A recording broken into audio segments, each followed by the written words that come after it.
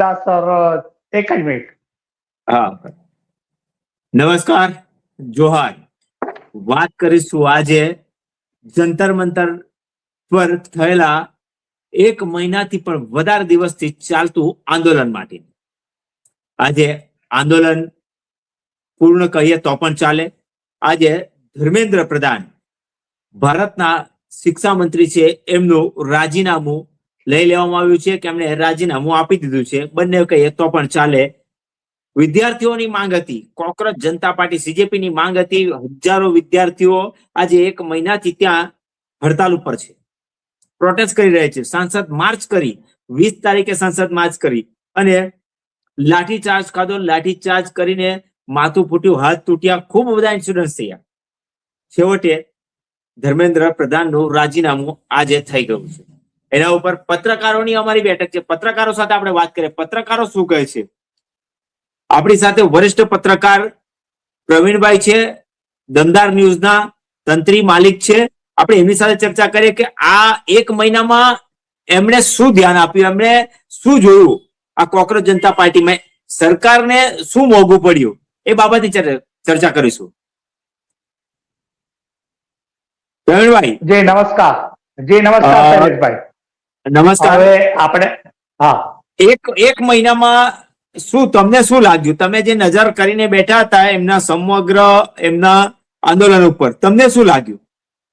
હવે મને આ જે જેન્સી આંદોલન હતું, હવે મને એવું લાગ્યું કે ક્યાંક ને ક્યાંક જેન્સી ની જીત થાય છે અને આપણા જે મોદી સાહેબ છે તેનો અહંકાર તૂટ્યો હોય આજે એવું લાગ્યું છે.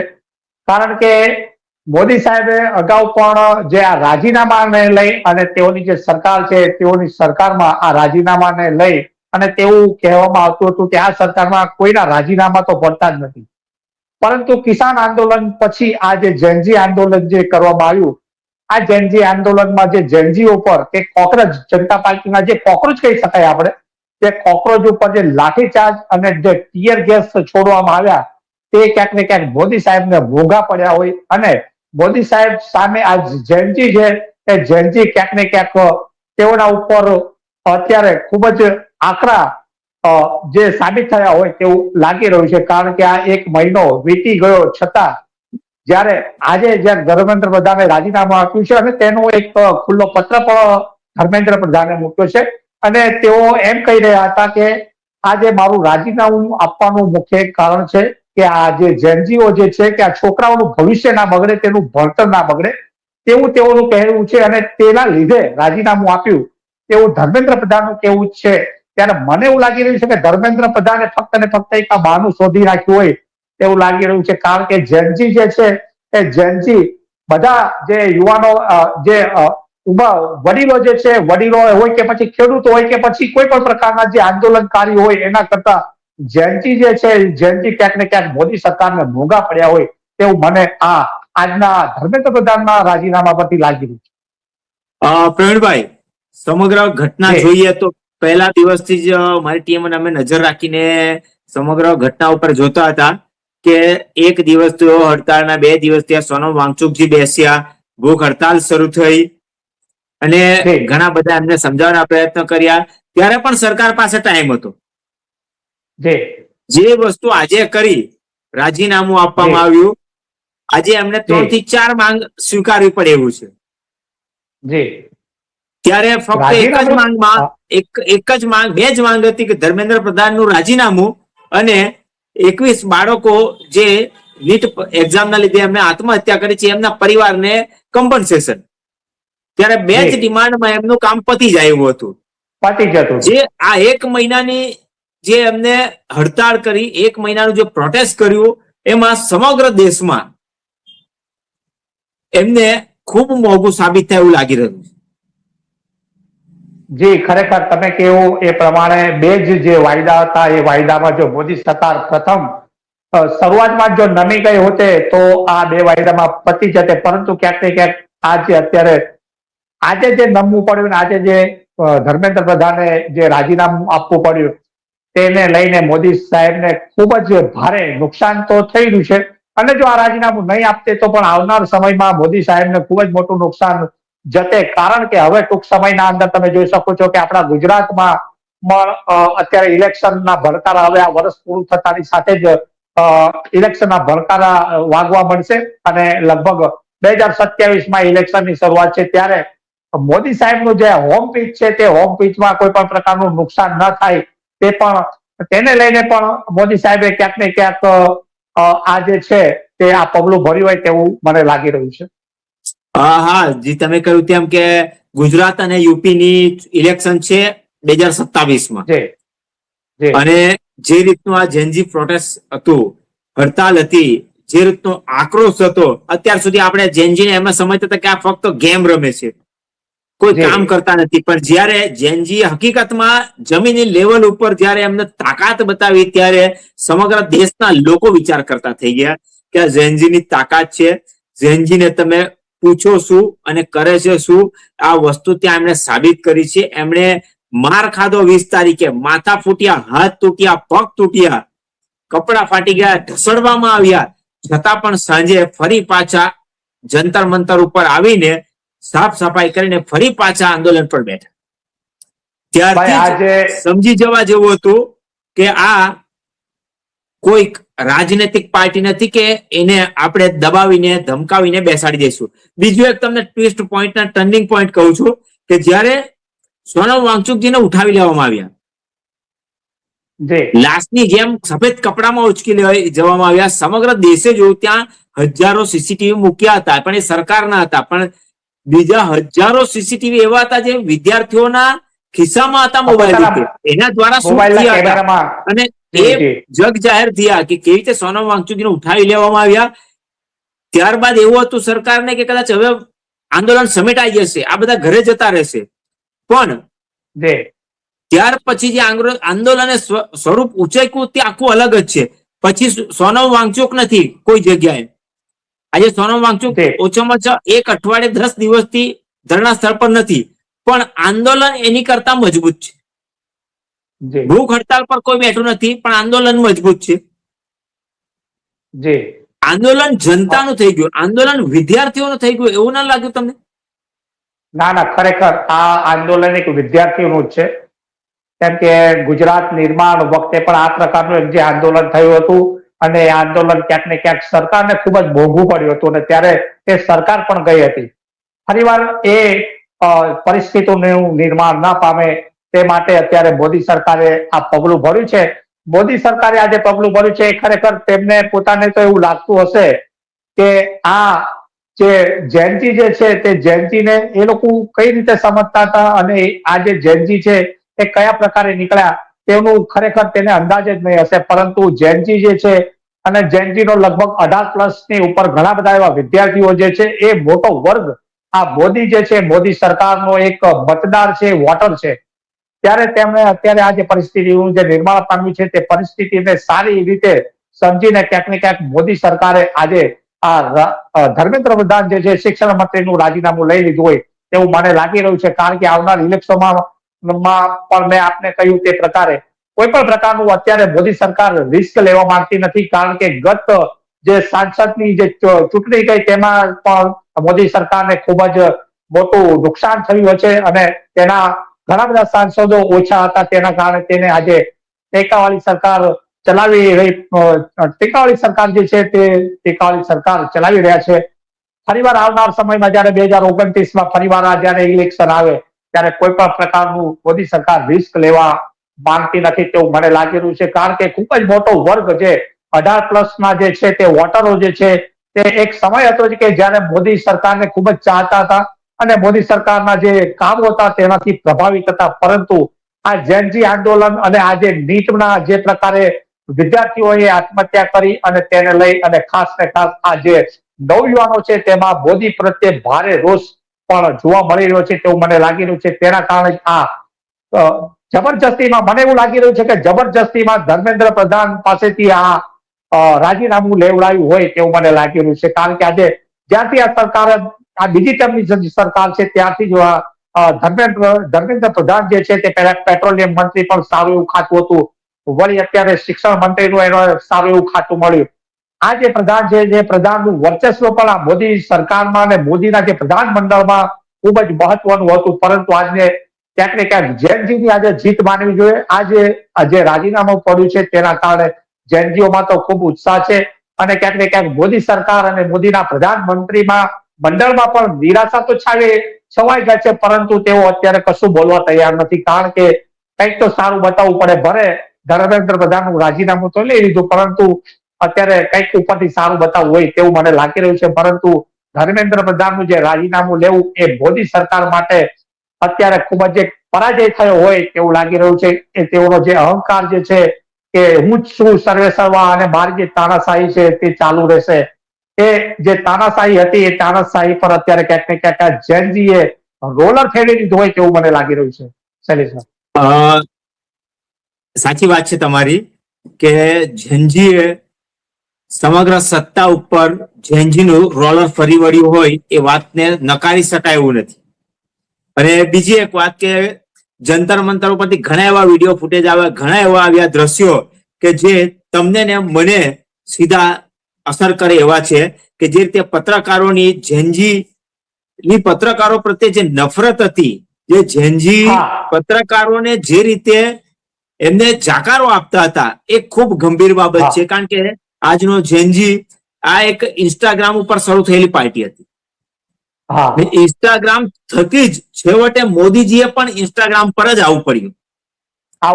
ઇન્સ્ટાગ્રામના 22 મિલિયન કોકરોચોને સંબોધવા ઇન્સ્ટાગ્રામ પર જ આવવું પડ્યું. એમને સ્ટાઇલમાં વિડીયો પણ બનાવવો પડ્યો. એટલે જેનજીએ કેટલા અંશે મજબૂર કરી દીધા, એમને વિચારવા મજબૂર કરી દીધા. બીજું એક કે આંદોલનને ખરાબ કરવા માટેના ઘણા પેતરા રચવામાં આવ્યા. એમને એન્ટી નેશનલ ઘોષિત કરવામાં આવ્યું, એમને બહારથી ફંડિંગ ઘોષિત કરવામાં આવે છે એવા આક્ષેપ લગાવવામાં આવ્યા. બીજું હિન્દુ મુસ્લિમ કરવામાં આવ્યું. પણ જેનજી જે હતું, જે રીતે કામ કરતા હતા, એમાં ભાજપની જે આઈટી સેલ હતી એ પણ ફેલ થઈ ગયો એવું તમને નથી લાગી રહ્યું? જી ચોક્કસ શૈલેષભાઈ, ક્યાંક ને ક્યાંક ભાજપનું જે આઈટી સેલ હતું એ સંપૂર્ણપણે નિષ્ક્રિય સાબિત થયું તેવું લાગી રહ્યું છે. કારણ કે આઈટી સેલે તો ઘણી બધી એવી કોશિશ કરી હતી કે ક્યાંક ને ક્યાંક આને વિદેશી ફંડિંગની સાથે પણ જોડી દેવામાં આવે અને જે આ જેનજી વચ્ચે જે અમુક તમે કહી શકો જયારે આ લોકોના પર ટીયર ગેસ છોડવામાં આવે અને લાઠીચાર્જ કરવામાં આવ્યો ત્યારે ઘણા બધા એવા જે પોલીસ જવાનો હતા તે પોતાની નંબર પ્લેટ પણ છુપાવી રહ્યા હતા અને સિવિલ ડ્રેસમાં પણ હતા. ત્યારે ક્યાંક ને ક્યાંક એવું લાગે કે આ જેનજી દ્વારા જ અંદર ને અંદર આ રીતે બાખડવામાં આવે અને તેની સંપૂર્ણ જવાબદારી જેનજી ઉપર નાખી દેવામાં આવે અને પછી આ જે આખું આંદોલન છે તેને વિખેરી દેવાની ભરપૂર કોશિશ આઈબી અને તેમનું જે સ્થાનિક જે આઈબી છે તેમના દ્વારા કરવામાં આવી. પરંતુ ક્યાંક ને ક્યાંક આમાં પણ તેઓ નિષ્ફળ સાબિત થયા એવું મને લાગ્યું છે. બીજું એક વાત કે જેનજીની જે લેંગ્વેજ છે, જેનજીને સમજી ન શક્યા. આઈટી સેલ પણ જેનજીને સમજવામાં અસફળ રહ્યું. સરકારના મંત્રીઓ જેનજીને સમજવામાં અસફળ રહ્યા. સમગ્ર ભારતના લોકો જેનજીને સમજવામાં અસફળ રહ્યા. કારણ કે જેનજી 20 તારીખની ઘટના જોઈએ, 20 તારીખે માર ખાધો, ત્યારબાદ ફરી પાછા આવી ગયા.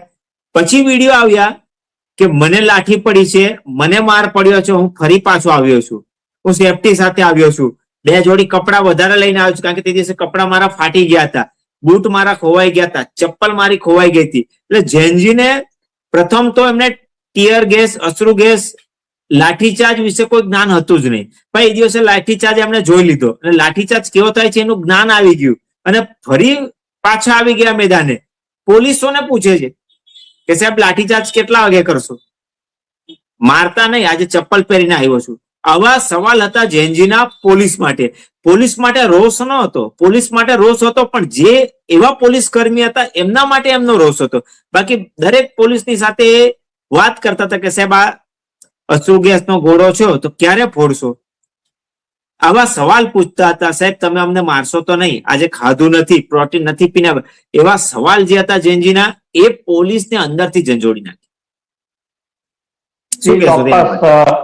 જી ચોક્કસ શૈલેષભાઈ, જેનજીને તો એવું લાગતું હતું કે 20મી માર્ચે આપણે સંસદ ભવન સુધીની આપણે કૂચ કરવાની છે અને કૂચ કરી અને આપણી જે રજૂઆત છે તે રજૂઆત સરકારના કાને સુધી પહોંચાડવાની છે તેવું જેનજીને લાગતું હતું. એટલે જેનજી ફક્ત ને ફક્ત સંસદ સુધી કૂચ કરવાના છે તે પ્રયાસો હેઠળ આગળ વધી રહ્યા હતા. જેનજી જે છે તેઓને સત્ય પણ એવો ખ્યાલ ના હશે કે અમારા ઉપર લાઠીચાર્જ કરવામાં આવશે ને આ પ્રકારે ટીયર ગેસના સેલ પણ છોડવામાં આવશે તેઓને સપને પણ ખ્યાલ હતો. પરંતુ જે પરિસ્થિતિનું નિર્માણ થયું તેમાં જે જયંતિઓ છે જયંતિઓ પર ટીયર ગેસના સેલ પણ છોડાયા અને લાઠીચાર્જ પણ કરવામાં આવ્યો.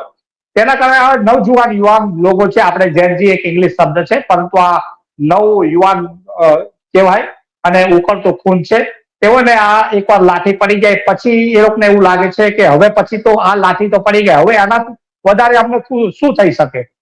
એટલે એ લોકો મનથી મક્કમ થઈ અને ભલે લાઠીચાર્જ થઈ, તેઓએ ઘણા બધા લાઠી ખાધી, ઘણા બધા જે હતા તે હોસ્પિટલાઇઝ પણ થયા. પરંતુ જે સામાન્ય જેને વાગ્યું તો એ પોતાના સ્થળે કે જ્યાં જંતર મંતર પર જ્યાં તેઓ ધરણા કરતા હતા ત્યાં ફરીવાર પાછા આવવા માંડ્યા અને તેઓ મનથી મક્કમ થઈને આવવા માંડ્યા કે હવે તો બસ હવે તો આ જે શિક્ષણ મંત્રી છે ધર્મેન્દ્ર પ્રધાન, તેનું રાજીનામું લઈને જ અહીંયાથી જવું છે. તેઓ મક્કમ થઈ અને ત્યાં બેસી ગયા. કારણ કે નવયુવાન છે ને ઉકળતું ખૂન છે, એટલે તેઓને પછી જયારે એકવાર મક્કમતા દર્શાવે કે ભાઈ આ તો થવું જ જોઈએ, તો એકવાર એ નિર્ણય પર પાકા થઈ જાય પછી જીત કરી લીધી પોતાની ચોક્કસ જે પોતાની જીત હતી એ જીત પકડી રાખી અને જીત પર આવી ગયા કે હવે શું છે, હવે તો લાકડી પર પડી ગઈ છે અને જે પરિસ્થિતિનું નિર્માણ થવાનું તે બધી પરિસ્થિતિ હવે અમે વાકેફ થઈ ગયા છે. એટલે હવે તો પછી અહીંયાથી જવું નથી. એ પ્રકારના આપણે સોશિયલ મીડિયા પર ઘણા બધા વિડીયો જોયા હતા અને સાથે સાથે પેરેન્ટ્સ જે છે તેઓનો પણ સપોર્ટ ખૂબ જ આ જેનજી છે નવયુવાનોને પેરેન્ટ્સનો પણ સપોર્ટ હતો અને પેરેન્ટ્સનું પણ તેઓને પુશ કરી રહ્યા હતા કે તમે ખરેખર આ જે આંદોલન કરી રહ્યા છો એ આંદોલન વ્યાજબી છે.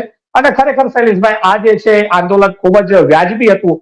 કારણ કે આપણા દેશમાં આ પ્રકારે જો આ નવયુવાનનું જે ભવિષ્ય છે એ રોળાઈ જતું હોય ત્યારે આ આંદોલન જરૂરી છે. અને આ પ્રકારે જયારે તમે આખું વર્ષ દરમિયાન તમે તૈયારી કરતા હોય અને પછી જયારે પરીક્ષા આવવાના સમય તમારા પેપર જે છે તે પેપર ફૂટી જતા હોય ત્યારે સરકારની જે કાર્યશૈલી છે તેના ઉપર પણ ગંભીર સવાલો પેદા તો થાય જ છે. અને એ સવાલો પેદા થવા જ જોઈએ. કારણ કે આ પ્રકારની જો તમે વાત કરતા હોય કે હવે અમે નીટના પેપર એરફોર્સમાં પણ મોકલાવશું, તો આ તો એક સેક્ચરની જેવી વાત થઈ ગઈ કે તમે નીટના પેપર એરફોર્સમાં મોકલાવો. તો તમારી પાસે આટલું, આપણે વિશ્વગુરુની જયારે વાત કરી રહ્યા છે તો શું આપણે આ વિશ્વગુરુ કહી શકાય કે નીટના પેપર એરફોર્સ દ્વારા આપણે કોઈ પણ સ્થળે મોકલાવશું? એવી બધી આવી સેક્ચરની જેવી વાત પણ ક્યાંક ને ક્યાંક ખૂબ જ હાસ્યાસ્પદ લાગતી હોય તેવું મને લાગી રહ્યું છે. પણ ખરેખર આજે જે આ ધર્મેન્દ્ર પ્રધાનનું જે આ રાજીનામું તેનું આપી દીધું તે ખૂબ જ એક મોટી જીત જનજી માટે થઈ હોય એવું મને લાગે છે. આ જે રાજીનામું છે એની અસર શું લાગે છે તમને આવનાર સમયમાં, આવનાર ઇલેક્શનમાં કેવી પડશે? કારણ કે જે રીતે લોકોનો ગુસ્સો હતો એ જંતર મંતર ઉપર સ્વેચ્છાએ નીકળ્યો. આજે પ્રોટેસ્ટ થયું 20 તારીખ બાદ જે લોકોના ગુસ્સા નીકળ્યા, લોકોએ નિવેદન આપ્યા છે કે હું મોદીજીને ચાહવા વાળો હતો, માનવા વાળો હતો, પણ એમણે બાળકો ઉપર જે રીતે દમન કરાવ્યું છે, જે રીતે લાઠીચાર્જ કરાવ્યો છે, હવે પછી અમે એમને વોટ નથી કરવાના, આમ ચોખ્ખું જ બોલતા હતા. તો એ ગુસ્સો જે હતો દબાવી રાખ્યો હતો, એ ગુસ્સો હવે સામેથી બહાર નીકળ્યો. શું કહેશો, ચૂંટણીમાં કેવી અસર થશે? જી ચોક્કસ શૈલેષભાઈ, ક્યાંક ને ક્યાંક આજનું આજે રાજીનામું જે છે રાજીનામું પૂરતું નથી. આ તો ખૂબ જ અત્યારે ઘણું બધું પાણી વહી ગયું પછી આ લોકો પાળ બાંધવા બેઠા હોય તેવું મને લાગી રહ્યું છે. કારણ કે આ જે રાજીનામું આપવાનું હતું એ રાજીનામું તમારે શરૂઆતમાં જયારે વાંચુક આંદોલન અનશન પર બેઠા હતા ત્યારે તમને શરૂઆતના દિવસોમાં જો રાજીનામું આપી દીધું હોત તો આજે આ પરિસ્થિતિનું નિર્માણ પામતે નહીં. પરંતુ ક્યાંક ને ક્યાંક અત્યારે જે પેરેન્ટ્સો, મેં તમને નહીં કીધું કે મોટી સંખ્યામાં જે આ મોદી સરકાર છે, મોદી સરકારનો એક વોટર છે, જેમાં ખાસ કરીને 18+ જે વોટર છે તે મોદીને ખૂબ જ તેનાથી પ્રભાવિત હતા, તેમના કામોથી પ્રભાવિત હતા. તેના કારણે તે બે ટર્મમાં પ્રધાનમંત્રી બને છે અને આ બે ટર્મમાં પ્રધાનમંત્રી બની અને અત્યારે જે પોતાનું દેશ ચલાવી રહ્યા છે. એટલે આજે મોટો વર્ગ જે કહી શકાય ત્યાં 18+ નવયુવાનો હતા, એ નવયુવાનોનો મોટો વોટર છે. હવે તમે વિચાર કરો કે આટલો મોટો જયારે મોટી સંખ્યામાં વોટર હોય ત્યારે એના પેરેન્ટ્સની પણ ગણતરી કરીએ. કારણ કે હવે તમારી દીકરી હોય કે મારી દીકરી હોય નીટની એક્ઝામ આપતી હોય અને આ પ્રકારની આંદોલનમાં હોય, હું પણ એક મોદી સરકારનો વોટર હોય ને અમારા છોકરા પણ મોદી સરકારના વોટર હોય, ત્યારે આપણને એમ લાગે કે ભાઈ ચાલો સરકાર સારી ચાલે છે, બધું વ્યવસ્થિત કામ ચાલે છે એટલે આપણે એમનો વોટ કરીએ. પરંતુ ક્યાંક ને ક્યાંક આ પ્રકારની જયારે પરિસ્થિતિનું નિર્માણ થાય ત્યારે આપણા બાળકો જ આપણને કહેતા હોય કે ખરેખર યાર આ સરકાર જે છે એ સરકાર હવે ચાલે એવું નથી. કારણ કે આ જે સરકારમાં જે પ્રકારે એક્ઝામોના જે પેપરો લીક થાય છે તેને લઈને પણ હવે આ સરકાર ચાલે નહીં તેવું આ જે જેનજી છે નવયુવાનો પર નક્કી કર્યું. એટલે જે નવયુવાનો છે અને એમના પેરેન્ટ્સો છે એ પેરેન્ટ્સની આજુબાજુનો જે સોસાયટીનો વિસ્તાર પણ ખૂબ જ મોટો જોડાયેલો હોય, એ ખૂબ જ મોટો મતદારનો જે વોટર છે, વોટર વર્ગ જે છે એ ક્યાંક ને ક્યાંક આવનાર ઇલેક્શનમાં આ જે કોઈ પણ હોય, વિધાનસભાના હોય કે પછી 2029માં આપણા જયારે સાંસદનું જે વડાપ્રધાન નરેન્દ્ર મોદી જે છે કે સાંસદના જે ઇલેક્શન હશે ક્યાંક ને ક્યાંક તેમને પણ પ્રભાવિત તો કરશે, મને એવું ચોક્કસ લાગી રહ્યું છે. કેમ કે 240 જયારે આપણા સાંસદ આવ્યા હતા મોદી સરકારના, હવે આવતા આ જે 2029માં કેટલા આવે તેની કોઈ અત્યારે ગણતરી નથી. કારણ કે આ પ્રકારના જયારે આંદોલન થતા રહેશે તો મોદી સાહેબની ક્યાંક ને ક્યાંક છબી ખરડાતી હોય તેવું તો મને લાગી રહ્યું છે. છેલ્લો એક સવાલ ટૂંકમાં આપજો કે જે રીતે પત્રકારો પર હુમલા થયા, પત્રકારને મારવામાં આવે, એના માટે શું કહેશો? પત્રકારો માટે શું કહેશો? પત્રકારો તો હવે આમાં શું છે કે આપણે એક ચોથી જાગીર છીએ, લોકોનું પ્રતિનિધિત્વ કરે છે, લોકોની સમસ્યા છે, એ લોકોની સમસ્યા કોણ ઉજાગર કરશે? એક પત્રકાર ઉજાગર કરતું હોય. ત્યારે જો આ પ્રકારના જયારે પત્રકારોને માર પડે છે ત્યારે આપણે ખાસ સમજવું જોઈએ કે કયા પત્રકારોને માર પડે છે. કયો પત્રકાર એવું કામ કરે છે કે સરકારની તરફેણમાં જ બતાવે છે અને આજે જેનજી આંદોલનને આખું વિદેશી ગણતરી કરીને બતાવે છે.